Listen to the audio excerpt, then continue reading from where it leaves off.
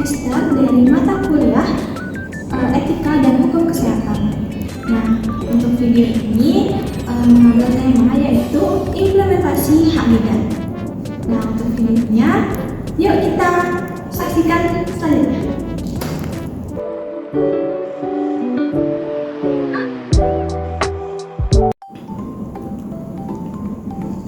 Halo semua, apakah kalian tahu bahwa bidan memiliki hak loh? Nah, hak bidan ini ada 7, di mana hak yang pertama adalah mendapatkan perlindungan hukum dalam melaksanakan tugas sesuai dengan profesinya. Kemudian hak yang kedua adalah bekerja sesuai dengan standar profesi pada setiap tingkat jenjang pelayanan kesehatan. Kemudian hak yang ketiga adalah berhak menolak keinginan pasien atau klien dan keluarga yang bertentangan dengan peraturan perundangan dan kode etik profesi.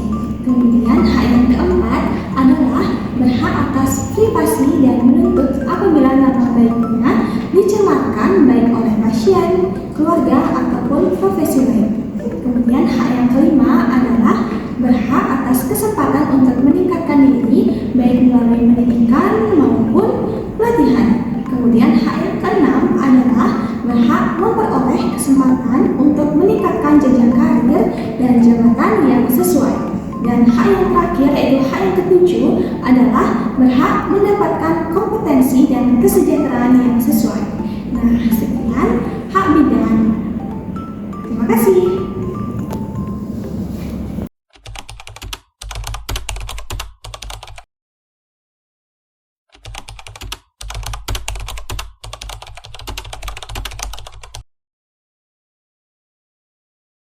Bidan adalah tenaga kesehatan yang memiliki tanggung jawab besar dalam mendampingi ibu hamil.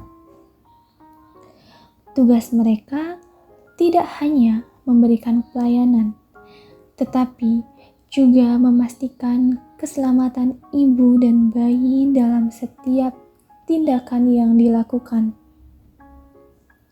Sebagai tenaga profesional, bidan memiliki hak untuk menolak permintaan pasien apabila tindakan tersebut tidak sesuai dengan standar profesi atau berpotensi membahayakan. Video ini menceritakan kisah bidan agung yang menghadapi situasi seperti itu dalam tugasnya sehari-hari.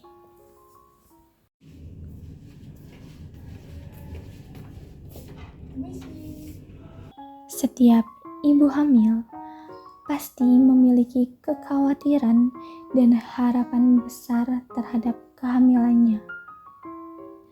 Dalam sesi konsultasi kali ini, Ibu Lala, seorang calon ibu yang baru pertama kali hamil, mengungkapkan permintaannya yang tidak sesuai dengan standar medis. Situasi seperti ini seringkali menuntut bidan untuk tetap tenang dan memberikan edukasi kepada pasien. Permisi Bu Bidan. Oke, silakan duduk. Oke, selamat pagi Bu Lala. Selamat pagi Bu Bidan. Selamat ya atas kehamilan pertamanya. Bagaimana kabarnya hari ini Bu? Ibu Astagfirullah baik. Namun akhir-akhir ini saya merasa sedikit mual dan pusing Bu Bidan.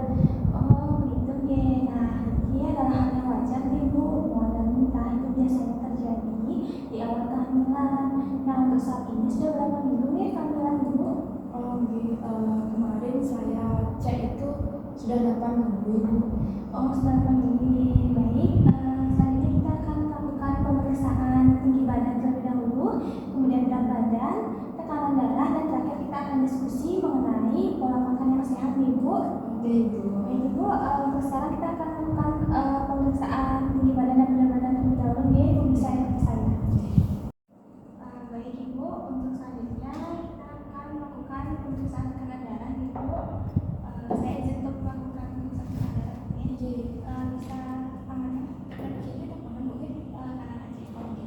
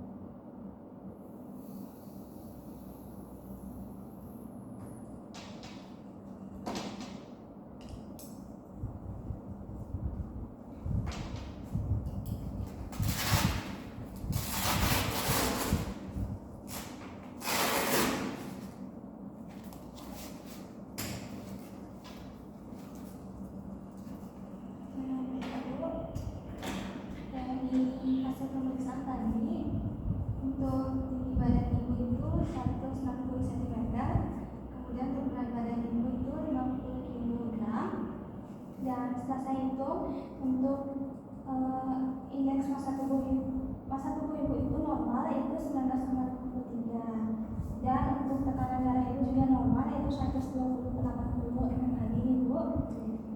Baik. Ibu Lala meminta suntik vitamin yang tidak memiliki indikasi medis. Permintaan ini datang karena informasi yang ia dengar dari orang lain tanpa ada dasar yang jelas. Sebagai bidan, Agung menyadari bahwa ia tidak bisa memenuhi permintaan ini. Tetapi, ia juga harus menjaga komunikasi yang baik agar pasien tetap merasa nyaman. Baik Ibu, untuk selanjutnya itu diskusi mengenai pola makan yang sehat Ibu. Nah, di sini Ibu bisa menjadikan acuan itu adalah isi piringku. Oh ya Bu Bidan, jadi kemarin itu saya dengar dari teman saya itu ada yang namanya suntik vitamin. Nah ini tuh bisa membuat bayinya pintar. Nah bolehkah saya untuk mendapatkan suntikan itu ya Bu Bidan? Suntik vitamin ya Bu? Iya. Sebelumnya apakah Ibu sudah melakukan konsultasi dengan dokter atau ada keluhan khusus ya Bu?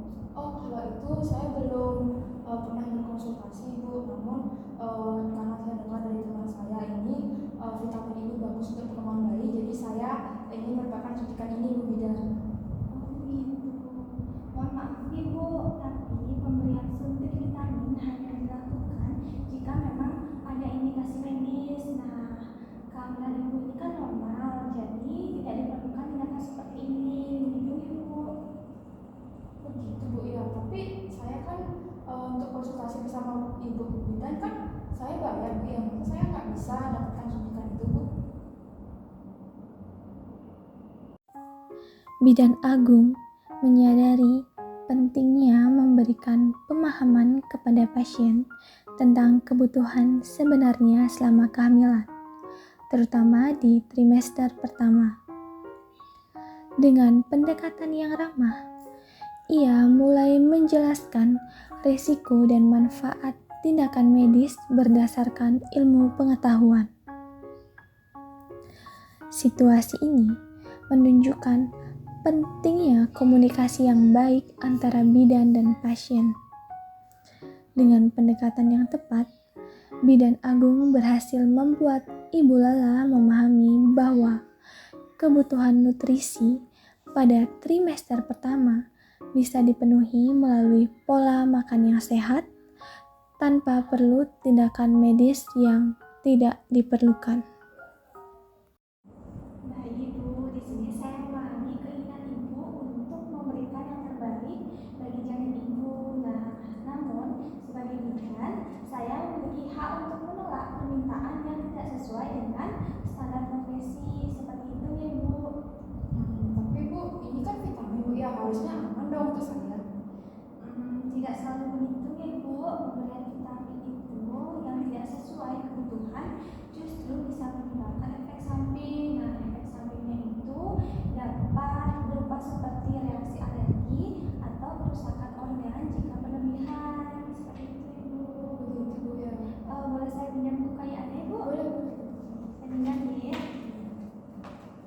Nah, pada buku kayaan ini sudah tertera dan dijelaskan bahwa untuk trimester pertama itu Ibu cukup mengonsumsi makanan kaya asam folat. Nah, itu bisa seperti sayur bayam, kemudian brokoli, dan kacang-kacangan. Nah, ini itu akan membantu perkembangan otak dan tulang belakang janin. Seperti itu Ibu. Begitu Bu ya, jadi penggunaan vitamin ini memang harus berhati-hati Bu ya, dan perlu dikonsultasikan dengan dokter Bu. Iya, betul sekali Bu. Nah, apabila ada kebutuhan khusus, pasti akan saya rekomendasikan ke dokter spesialis kandungan. Seperti itu Ibu. Iya Bu, terima kasih banyak.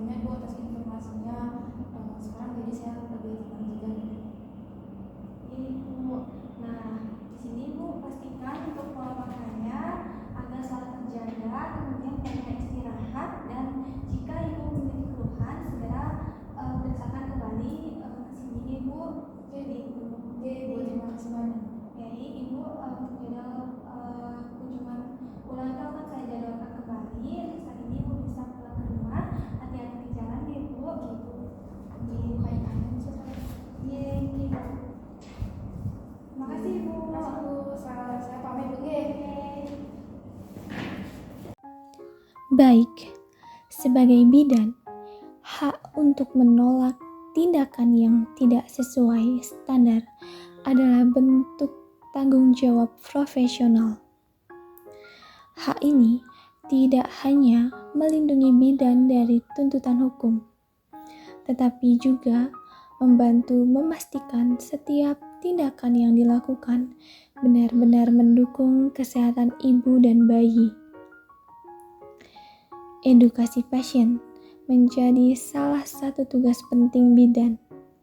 Dengan pemahaman yang baik, pasien seperti Ibu Lala dapat merasa lebih tenang dan percaya diri dalam kehamilannya.